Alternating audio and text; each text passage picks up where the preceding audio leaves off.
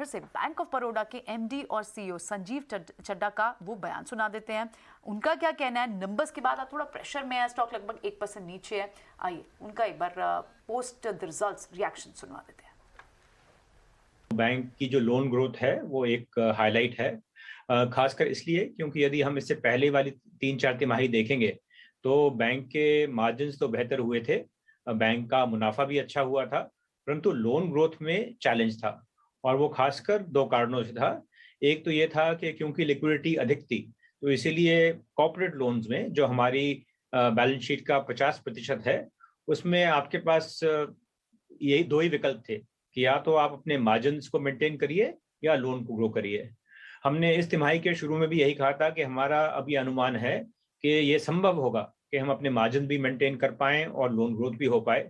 तो उसी की वजह से हम देख रहे हैं कि इस तिमाही में हमारी जो लोन ग्रोथ है वो लगभग 18% है। इसमें 2-3 चीजें जो हैं ध्यान में रखने लायक हैं। एक ये कि कॉर्पोरेट लोन ग्रोथ 17% है। दूसरा ये है कि जो हम रिटेल लोन ग्रोथ देख रहे हैं वो ऑर्गेनिकली लगभग 23% हुई है।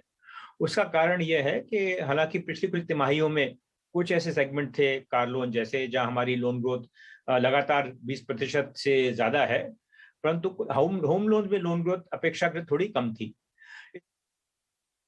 अगर हम इस तिमाही की बात करें तो बैंक की जो लोन ग्रोथ है वो एक हाईलाइट है, खासकर इसलिए क्योंकि यदि हम इससे पहले वाली 3-4 तिमाही देखेंगे तो बैंक के मार्जिन्स तो बेहतर हुए थे, बैंक का मुनाफा भी अच्छा हुआ था, परंतु लोन ग्रोथ में चैलेंज था और वो खासकर 2 कारणों से था।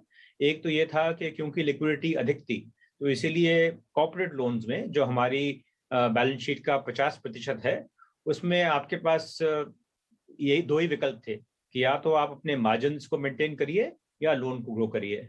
हमने इस तिमाही के शुरू में भी यही कहा था कि हमारा अभी अनुमान है कि ये संभव होगा कि हम अपने मार्जिन भी मेंटेन कर पाएं और लोन ग्रोथ भी हो पाए।